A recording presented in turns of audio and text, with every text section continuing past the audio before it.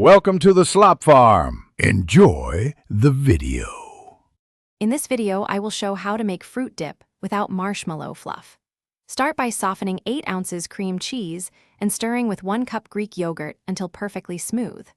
Add 2 tablespoons honey and 1 teaspoon vanilla, then taste for sweetness and adjust. Fold in 1 teaspoon lemon zest for brightness or swap for orange zest. Chill for 30 minutes to let flavors meld and the texture set before serving with fresh fruit. You can easily make multiple versions with small tweaks for variety. For a chocolate twist, whisk in 2 tablespoons unsweetened cocoa powder and a splash of milk.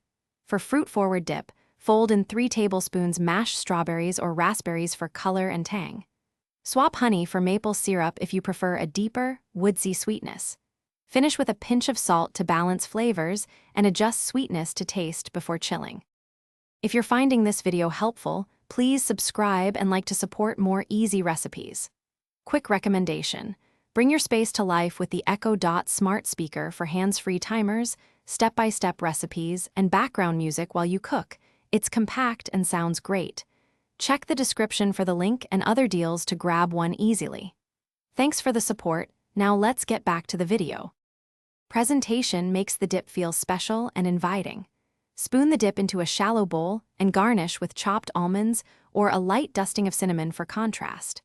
Arrange fruit on a platter around the bowl, alternating colors for visual appeal. Offer dippers like graham crackers or pretzel sticks in addition to fruit. Keep extras chilled in an airtight container for up to 3 days and stir gently before serving again. Thanks for watching. Consider subscribing if we helped you today.